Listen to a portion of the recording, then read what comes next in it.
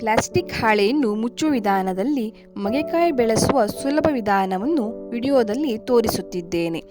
ಮಗೆಕಾಯಿ ಬೆಳೆಸುವ ಸಂಪೂರ್ಣ ಮಾಹಿತಿ ಮತ್ತು ಉಪಯುಕ್ತ ಟಿಪ್ಸನ್ನು ನೀವು ಇಲ್ಲಿ ನೋಡಬಹುದು.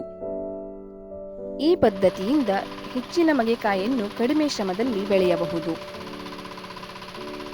ಗದ್ದೆಯನ್ನು ಚೆನ್ನಾಗಿ ಹೂಡಿಕೊಳ್ಳಬೇಕು.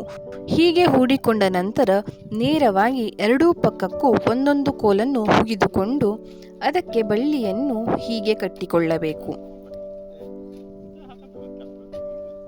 ಮಗೆಕೋಟೆ ನೇರವಾಗಿ ಮಾಡುವ ಸಲುವಾಗಿ ಹೀಗೆ ಮಾಡಿಕೊಂಡರೆ ತುಂಬ ಅನುಕೂಲವಾಗುತ್ತದೆ. ಸುಡುಮಣ್ಣು ಮಾಡಿಕೊಳ್ಳುವ ಸಲುವಾಗಿ ಓಳಿಯ ಮಧ್ಯದಲ್ಲಿ ಜಾಲಿಸಿಪ್ಪೆಯನ್ನು ಹಾಕಿ ಸುಡುತ್ತೇವೆ. ಅದು ಚೆನ್ನಾಗಿ ಸುಟ್ಟ ನಂತರ ತಣ್ಣಗಾದ ಮೇಲೆ ಓಳಿಯ ಮೇಲೆಲ್ಲ ಗೊಬ್ಬರ ಹಾಕುತ್ತಾ ಬರುತ್ತೇವೆ. ಮೊದಲ ಪದ್ಧತಿಯಲ್ಲಿ ಸಸಿ ಹಬ್ಬಲು ಪ್ರಾರಂಭವಾದ ನಂತರ ಅದಕ್ಕೆ ಗೊಬ್ಬರ ಹಾಕಿ ಮಣ್ಣನ್ನು ಏರಿಸಬೇಕಾಗಿತ್ತು. ಆದರೆ ಈ ಪದ್ಧತಿಯಲ್ಲಿ ಬೀಜ ಹಾಕುವ ಮೊದಲೇ ಎಲ್ಲ ಕೆಲಸವನ್ನು ಮಾಡಿ ಮುಗಿಸಿಕೊಳ್ಳಬೇಕು. ನಂತರ ಸಮಯಕ್ಕೆ ಸರಿಯಾಗಿ ನೀರು ಕೊಡುತ್ತಾ ಇದ್ದರೆ ಸಸಿ ಚೆನ್ನಾಗಿ ಬೆಳೆಯುತ್ತದೆ. ಈ ಪದ್ಧತಿಯಿಂದ ನೀರಿನ ಉಳಿತಾಯವಾಗುತ್ತದೆ ಮತ್ತು ನಿತ್ಯವೂ ನೀರುಣಿಸುವ ಶ್ರಮ ಕಡಿಮೆ ಆಗುತ್ತದೆ. ಕಳೆಯನ್ನು ಕೂಡ ನಿಯಂತ್ರಿಸಬಹುದು.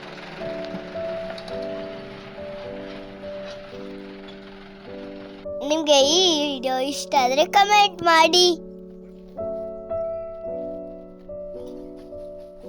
ಈ ತರ ಬುಟ್ಟಿಯಲ್ಲಿ 5 ಬುಟ್ಟಿ ಗೊಬ್ಬರವನ್ನು ಒಂದು ಓಳಿಗೆ ಹಾಕಿದ್ದೇವೆ. ಗೊಬ್ಬರವನ್ನು ಹಾಕಿದ ಮೇಲೆ ಓಳಿಗೆ ದಪ್ಪವಾಗಿ ಮಣ್ಣನ್ನು ಹೀಗೆ ಏರಿಸುತ್ತಾ ಬರಬೇಕು. ಹೀಗೆ ಮಾಡಿಕೊಂಡ ಮೇಲೆ ಮಗೆ ಓಳಿಯ ಎಲ್ಲಾ ಕೆಲಸ ಮುಗಿದ ಹಾಗೆ ಆಯಿತು. ಮಗೆ ಗೆದ್ದೆ ಮಾಡಲೆ ಎಂತೆಂತ ಮಾಡ್ತಾ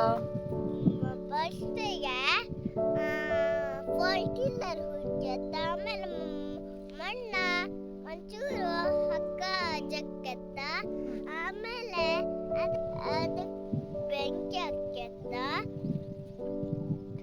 ಆಮೇಲೆ ಅದಕ್ಕೆ ಗೊಬ್ಬರ ಹಾಕ್ಯತ್ತ. ಬೆಂಕಿ ಎಲ್ಲ ಸುಟ್ಟ ಮೇಲೆ ಅದಕ್ಕೆ ಒಂಚೂರು ಪೈಪ್ ಹಾಕೊಂಡು ನೀರ್ ಹಾಕ್ಯತ್ತ. ಅದಕ್ಕೆ ಪಂಪ್ ಶುರು ಮಾಡಾದ್ಮೇಲೆ ಅವಾಗ ಅದಕ್ಕೆ ಒಂಚೂರು ನೀರ್ ಹಾಕ್ತಾ ಕಡಿಗೆ ಅದಕ್ಕೆ ಮಗೆ ಬೀಜ ಹಾಕಿ ನೀರ್ ಹಾಕಿ ಅದೆಲ್ಲ ಮಗೆ ಬೀಜ ಆಗೋಗ್ತು.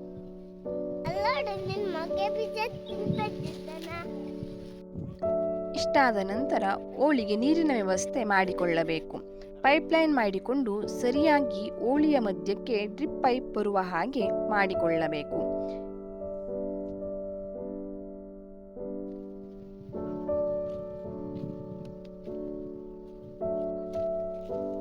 ಇದೆಲ್ಲ ಕುಣ್ಸಾಕವು ಪೈಪ್ ಎಲ್ಲವ ಜಾಯಿಂಟ್ ಮಾಡ. ಈ ಇನ್ಲೈನ್ ಡ್ರಿಪ್ ಪೈಪ್ಗೆ 40 ಸೆಂಟಿಮೀಟರ್ ಅಂತರದಲ್ಲಿ ರಂಧ್ರವಿರುವ ಡ್ರಿಪ್ ಪೈಪ್ ಅನ್ನು ಅಳವಡಿಸಿದ್ದೇವೆ. ಎಲ್ಲ ಓಳಿಯ ಮೇಲೂ ಈ ಡ್ರಿಪ್ ಪೈಪ್ ಅನ್ನು ಹೀಗೆ ಹಾಕಿಕೊಳ್ಳಬೇಕು.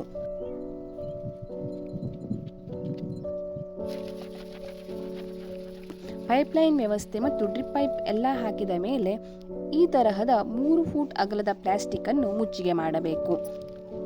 ಆ ಪ್ಲಾಸ್ಟಿಕ್ ಗಾಳಿಗೆ ಹಾರದಂತೆ ಮಣ್ಣೇರಿಸಬೇಕು. ಅದಾದ ಮೇಲೆ ನಾವು ಯಾವ ಅಂತರದ ಡ್ರಿಪ್ ಪೈಪ್ ಹಾಕಿದ್ದೇವೋ ಅದರ ಅಳತೆಗೆ ಒಂದು ಕೋಲನ್ನು ಇಟ್ಟುಕೊಳ್ಳಬೇಕು.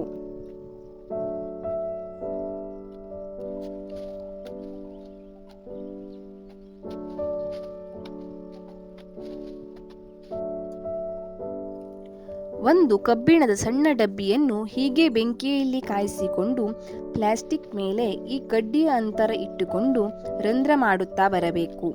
ಪ್ಲಾಸ್ಟಿಕ್ ಚೂರನ್ನು ನಿಧಾನವಾಗಿ ತೆಗೆದುಹಾಕಬೇಕು. ರಂಧ್ರ ಮಾಡುವಾಗ ತುಂಬ ದೊಡ್ಡದಾಗಿ ಮಾಡಬಾರದು. ದೊಡ್ಡದಾಗಿ ಮಾಡಿದರೆ ನೀರಿನ ಆವಿ ಬೇಗನೆ ಹೊರಗೆ ಹೋಗಿಬಿಡುತ್ತದೆ. ಆದ್ದರಿಂದ ಸಣ್ಣ ಹದದ ಡಬ್ಬಿಯನ್ನು ತೆಗೆದುಕೊಂಡು ಸಣ್ಣ ರಂಧ್ರ ಮಾಡಿಕೊಳ್ಳುವುದು ಉತ್ತಮ. ನಂತರ ಪಂಪ್ ಚಾಲು ಮಾಡಿ ನೀರು ಸರಿಯಾಗಿ ಡ್ರಿಪ್ನಲ್ಲಿ ಬರುತ್ತದಾ ಇದೆಯೋ ಇಲ್ಲವೋ ಅಂತ ಪರೀಕ್ಷಿಸಿ ರಂಧ್ರದೊಳಗೆ ಬೀಜ ಹಾಕುತ್ತಾ ಬರಬೇಕು. ಒಂದೊಂದು ಕುಳಿಯಲ್ಲಿ 4-5 ಬೀಜ ಹಾಕುತ್ತಾ ಬರಬೇಕು. ಬೀಜ ಸಸಿಯಾದ ಮೇಲೆ ಬಲಿಷ್ಠವಾಗಿರುವ 2 ಸಸಿಗಳನ್ನು ಇಟ್ಟು ಉಳಿದ ಸಸಿಗಳನ್ನು ಚಿವುಟಿ ತೆಗೆಯಬೇಕು. ಇಲ್ಲಿ ನೋಡಿ ಸಸಿಗಳು ಎಷ್ಟು ಚೆನ್ನಾಗಿ ಎದ್ದು ಬಂದಿವೆ. ಇದರಲ್ಲಿ ನಾವು ಬಲಿಷ್ಠವಾಗಿರುವ ಗಿಡಗಳನ್ನು ಮಾತ್ರ ಇಡೋಣ, ಉಳಿದಿದ್ದನ್ನು ಹೀಗೆ ಚಿವುಟಿ ತೆಗೆಯೋಣ.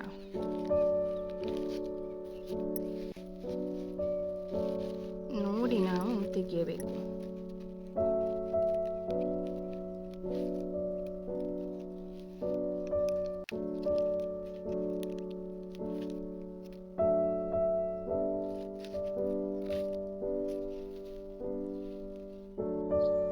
ಎಲ್ಲ ಸಸಿಗಳನ್ನು ಹೀಗೆ ಇಟ್ಟರೆ ಪೋಷಕಾಂಶಗಳ ಹಂಚಿಕೆ ಹೆಚ್ಚಾಗಿ ಕಾಯಿ ಬರುವ ಪ್ರಮಾಣ ಮತ್ತು ಕಾಯಿಯ ಗಾತ್ರ ಕಡಿಮೆ ಆಗುತ್ತದೆ.